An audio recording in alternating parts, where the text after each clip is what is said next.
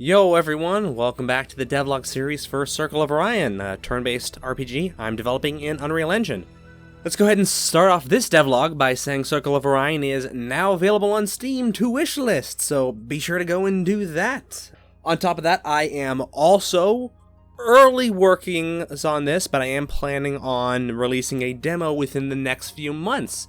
The idea right now is it'll cover the entirety of the prologue and maybe some of Chapter 1, as well as provide a bit of a, maybe say a vertical slice, a battle arena or something where you can experience more of the later game mechanics to try out and give me feedback on what you think, or just see if it's something you'd enjoy. I'm spending the majority of my time right now hammering away on the script, trying to get the first draft totally done so I can actually have that imported into game and start building on top of it, so people, for testers or for myself, can have a playthrough of the game from beginning to end in some form. So that's taking up the majority of my time. Alongside that, I've been reworking the quest system a fair bit to be more streamlined and easier to add content to. Also, I finally got a build of the game running on Steam Deck, and Steam Deck from here on out will essentially be acting as my benchmark for performance. The idea being, if it runs smoothly on Steam Deck, then I'm okay on the performance front. That's kind of what I'm going to expect, is good performance, which is one of the things I like about it. It creates a consistent benchmark for testers to know, like, alright, this is at least the minimum of what we need to get. So what I mostly wanted to go over this month was talking about some of the early party members you get in the game, because of course it's inspired by a JRPG, and what would a JRPG be without party members? I'll tell you what it would be Final Fantasy 16. Anyway, I've mentioned a few of them before, but let's go into more detail a bit, why don't we? First up, we have our main protagonist, Ellen Miyazumi, a pretty classical 21st century American mother who's just on the cusp of turning 40 years old. She was a bit of a wild child as a teenager, but mellowed out a lot as she got older and eventually got married. After that, they ended up moving to Japan, where her husband Taki was from, and they had a son together named Leo. Sadly, many years ago, Taki lost his life in an accident, and Ellen has been left to raise her son by herself, eventually forcing them to move back to the States, since she had trouble communicating, much less trying to find a job in Japan. Gameplay-wise, Ellen is a bit of a battle mage, having a balance of both physical and magical attacks. Her primary magical element is light, making her better with thunder and revive type spells. And one of her first abilities is a taser, which, while it doesn't do much damage, is both light element based and can have a chance of stunning the enemy. Next up, we have Leo, Ellen's son and the secondary protagonist. Being a mixed race and growing up without a father, he had a lot of trouble with his life in Japan, and having a mother who didn't speak the native language well didn't help. Still, Japan felt like home to him at the very least, and it made it a lot harder for him when he eventually moved to the States so his mom could find work. While they don't have a bad relationship, the two of them also don't have a ton in common, and it makes communication pretty difficult. As far as gameplay goes, Leo is very much a tactical mage. He is higher in speed and magic, but is lower in attack and defense. His primary element is wind, and he specializes in analyzing enemy weaknesses and preparing them for the slaughter. And next up, we have Matilda, the first party member that will join you in the new world. Matilda is a squire in training to become one of her country's royal knights. She strives to be both the ideal lady and the ideal knight in every way she can, and is fiercely loyal to the crown, and especially to her knight commander, Lady Brynhilda.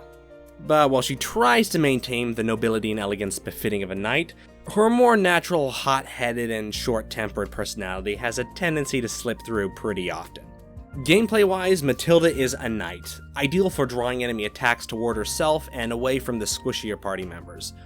While she can deliver a respectable amount of physical damage, her skills with magic are very lacking, meaning it's probably best to give her the type of spells that don't require a lot of magic power.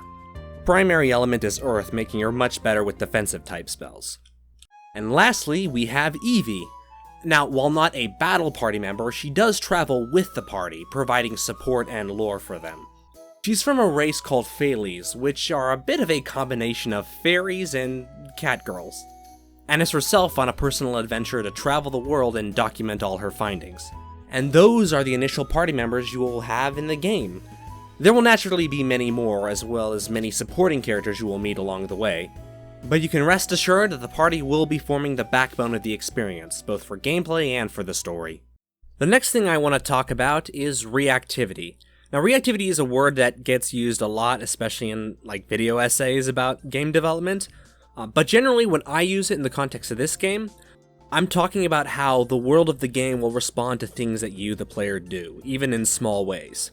One thing that really breaks my own immersion in games, particularly RPGs, is when they don't acknowledge things that I as the player have done, even small things. Maybe I'll do an early game quest late and it'll act like certain story beats just haven't happened. Maybe I'll develop a certain relationship with a character, but then the game acts like that relationship doesn't exist. It's frustrating because you rarely need big branching paths or things like that in order to get this reactivity. You just need to have different ways and different systems for acknowledging and rewarding what the player has done, particularly what they have done without the game prompting them. A particularly favorite example of mine is the skit system in the Tales games.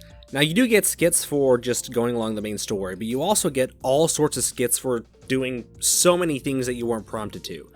From making certain foods, to getting a ton of money, to going a majority of the game without ever using healing items. And it's an excellent way to make the player feel rewarded for exploring the game on their own time and trying new things. It encourages the player to actually engage with the game rather than just run through a checklist of things to do. The skit system in the Tales games is one of the best mechanics ever, and I would really like to have something similar in Circle of Orion, but that is very much a time and money sink, so it would have to be a wishlist feature. Bringing it back to Circle of Orion, to give one example of this kind of reactivity, when you enter the first town, you'll come across this notice board. You're not prompted to read it, you're not even informed that it's there really, but if you do interact with it, you'll get a small little bit of dialogue. Shortly thereafter, you'll come across a character named Galen, and he'll mention that there's been trouble in the town. Now, if you haven't seen the board, you'll naturally ask what this is.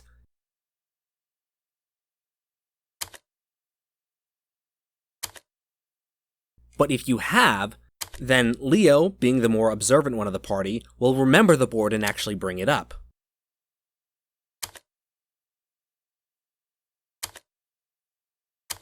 One condition check, 2 lines of dialogue, and the player has now been rewarded for exploring. Now, to be absolutely clear, there are no giant branching paths or multiple endings in this game. No. At the end of the day, it is a linear story. However, I still want players to feel as if they're not just waiting for that story to unfold, but actively being involved in it. I want how they choose to play the game result in a unique experience for them, so at the end they feel like they've played something really special. Which is why reactivity is so important to me. So, for this month's Devlog Shoutouts, I'm gonna pull a twofer again, but I have a good reason this time. So, first up, we have Kohlrabi Starship by Wolka Dev. This is a sci-fi farming simulator where you'll grow plants that you collect from across the galaxy inside your starship's greenhouse. I've always thought the idea of a Harvest Moon type farming sim, but in a sci-fi setting, was a pretty cool one. And Wolka's style of presentation is the nice balance of both comfy and funny, and it makes for a very fun and accessible watch. She has an okay amount of views right now, but she could definitely use a lot more, so be sure to go check her out. And next up is No More Academy by Inkrose, and some of you may have seen this coming because I have worked with Ink extensively in the past on multiple games.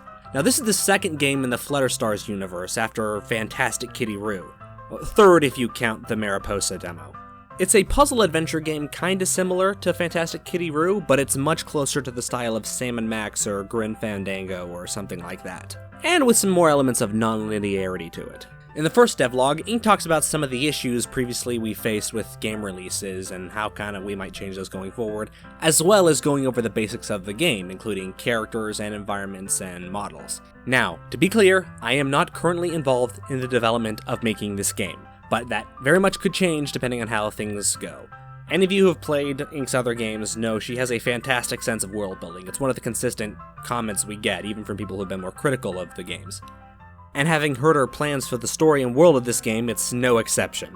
Her first 2 devlogs are also up, so be sure to go and give those a look, and see if it's something you would like. So how's about that? 2 female game devs for the price of 1. I'm a feminist. I'll make sexism my bitch. At any rate, remember Circle of Orion is now available on Steam, which means you can Oh my, what's this? Oh, what's this? Is that another game? Oh dear. What have I been doing? Yeah, so I've made another game, and it's called Liberty Belle. It is a bite-sized superhero 3D platformer similar to games like Tori and Wishlist.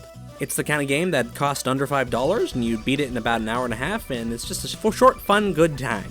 The game was initially planned for a release at the end of May, and got pushed back to the end of June because it wasn't ready, but now we wanted to take some extra time to really polish it and make sure it was up to a proper level of quality, as well as sort out some legal stuff. But hey, if Tears of the Kingdom got a year, I think I can have a month.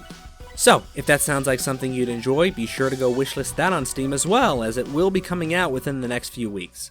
So, that's about all I have to show and talk about. On one of the last videos, a comment did mention that they feel my devlogs are basically kind of infrequent, especially compared to a lot of other people who put them out almost weekly, and have a lot of progress. I think Space 64 comes to mind. And yeah, I kind of understand that. I think for the amount of content I show, a month probably isn't satisfying enough, so I'm thinking of trying to shift to doing it every 2 weeks and maybe make things a little shorter and a little more focused on one specific thing I did or one specific concept regarding the game, one feature or something. So, no promises, but we'll see how it pans out. All that said, thank you for watching. I greatly appreciate it, and see y'all later.